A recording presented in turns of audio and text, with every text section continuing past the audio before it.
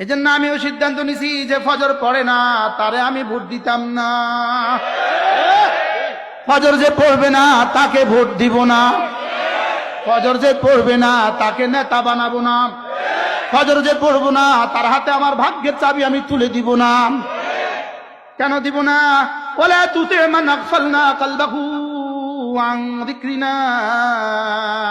রব যেন বলেন যে ফজর পড়ে না সে তো হাওয়ার গোলাম আর তার জিন্দগি বিক্ষিপ্ত, সে তোরা এক করবো কেমনে? এজন্য কোরআনে কারীমের যে তেলাওয়াত পারে না তার দিলটা মুজাক্কা হয়ে গেছে। আল্লাহর কসম এটা অসম্ভব। ইন্নাকা লা তাজনি মিনাশ শাওকা লি'নাবা। কাটা গাছ থেকে যেমন তুমি জীবনে কখনো আঙ্গুর পাবা না, বলদ থেকে যেমন জীবনে কখনো দুধ পাবা না, কাটা গাছ থেকে যেমন জীবনে কখনো আঙ্গুর পাবা না। তেলাওয়াত ছাড়া দিলটা সাফ হয়ে গেছে এটা কখনোই হবে না। দিল সাফ ছাড়া তুমি কি দিয়ে দেশটাকে সুন্দর করবা? এটাতে দিল তো সাফ নাই। তাইলে বোঝা গেছে নামাজ ছাড়া কামিয়াব হবে না। নামাজ ছাড়া এমপি তো হতে পারবেন, কামিয়াব না। নামাজ ছাড়া এমন এমপি হবেন যে এমপি পরে আবার ভাগা লাগবে, আবার ভাগলপুরে যাওয়া লাগবে। নামাজ ছাড়া মন্ত্রী হবেন, কামিয়াব না, আবার ভাগলপুরে যাওয়া লাগবে। বলেন কোরআন ছাড়া মন্ত্রী আবার ভাগলপুর, কোরআন ছাড়া এমপি আবার ভাগলপুর, কোরআন ছাড়া প্রধানমন্ত্রী আবার ভাগলপুর। কোরআন ছাড়া যদি 7 মহাদেশের বাদশাহ হও, কোরআন ছাড়া সফল হইতেই পারে না। বিয়ে ছাড়া যেমন বাচ্চা আশা করা যায় না, গাছ ছাড়া যেমন আম আশা করা যায় না, গাভী ছাড়া যেমন দুধ আশা করা যায় না, তাজকিয়ায়ে নফস কোরআন ছাড়া সফলতা আশাই করা যায় না। পারলে ঠেকাও, যদি কেউ পারো বলে আপনার এই বক্তব্যকে আপনাকে উৎস করতে হবে। সারা পৃথিবী মিললে পারলে ডাকাও। তাহলে নামাজ ছাড়া কামিয়াব হয়ে যাবা। নামাজ ছাড়া মন্ত্রী তো হতে পারবা, কামিয়াব হবা না। নামাজ ছাড়া এমপি তো হতে পারবা, কামিয়াব হবা না। নামাজ ছাড়া বড় প্রথম শ্রেণীর কর্মকর্তা তো হইতে পারবা, কামিয়াব হবা না। নামাজ ছাড়া ভিসি তো হইতে পারবা, কামিয়াব হবা না। নামাজ ছাড়া ইউনিভার্সিটির প্রফেসর তো হইতে পারবা, কামিয়াব হবা না। নামাজ ছাড়া আমেরিকার প্রেসিডেন্ট তো হইতে পারবে, কামিয়াব না। তেলাওয়াত ছাড়া কি হবে না? নফস পরিষ্কার হবে না।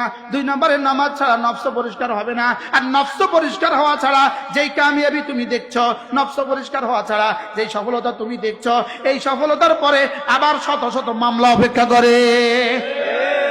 আমরা এমন এক প্রজন্ম চাই যেই প্রজন্ম ফজর ছাড়বে না। আল্লাহর কসম, যে যুবক ফজর পড়তে সিদ্ধান্ত নিতে পারে, ফজর মানে তুই আমার জন্য ঘুম ছেড়ে দিয়েছিস, কথা দিলাম আমার যা তোর তা, আজ থেকে তুই আমার আমি তোমার। ফজর ছাড়া বক্তা না বেকার, ফজর ছাড়া নেতা না বেকার, ফজর ছাড়া এমপি না বেকার। ফজর ছাড়া কোন মানুষ যদি জীবনে অনেক বড় হয়, এই বড় হলো ইন্দুরের মতো ছাড় দেওয়া। কোরআনকে লাজেম করে দাও, আল্লাহর কসম কোরআনকে লাজেম করে দাও। এদেশের কেউ আর দুর্নীতি করবে না, কোরআনকে লাজেম করে দাও। 20 বছর পরে এদেশের কেউ আর চুরি করবে না, কেউ আর ডাকাতি করবে না, কেউ আর দুর্নীতি করবে না। কোরআনকে লাজেম করে দাও। কেউ আর ইফটিজিং করবে না, কোরআনকে লাজেম করে দাও। জেলখানে আর কয়েদি আর পুলিশ কয়েদি আর লাগবে না, কয়েদি পুলিশের লাগবে না। কোরআনকে লাজেম করে দাও। এদেশে মাদকাসক্ত নিরাময় কেন্দ্র লাগবে না, কোরআনকে লাজেম করে দাও। এদেশে আর দুদক লাগবে না। ঈমান ছাড়া, নামাজ ছাড়া, যাকাত ছাড়া, কোরআনের উপরে বিশ্বাস ছাড়া, আসমানি কিতাবগুলোর উপরে বিশ্বাস ছাড়া, আখিরাতের উপরে ইয়াকিন ছাড়া তুমি কামিয়াব হবা কিয়ামত পর্যন্ত হবে না। ফজর যে পড়লো না জীবনে কখনো কামিয়াব বলতে কোনো শব্দ তার সাথে লাগানো যাবে না। কামিয়াব বলতে কোনো শব্দ তার সাথে লাগানো যাবে না। ইনি কামিয়াব ডিসি, জিনা জিনা। ইনি কামিয়াব ওসি, জিনা জিনা। ইনি কামিয়াব মন্ত্রী, জিনা জিনা। ইনি কামিয়াব বক্তা, জিনা জিনা। ইনি কামিয়াব পিশাব, জিনা জিনা। ইনি কামিয়াব মুতামিম, জিনা জিনা। ইনি ফজর পড়ে কিনা দেখো। ফজর ছাড়া তুমি মানুষ না, ফজর ছাড়া তুমি মুসলিম না, ফজর ছাড়া তুমি মুনাফিক, ফজর ছাড়া তুমি কি?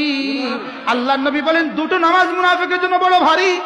2 অন্ধকারে ফজর নামাজ আর এশার নামাজ মুনাফিকের জন্য বড় ভারী, মুমিনের জন্য বড় সহজ।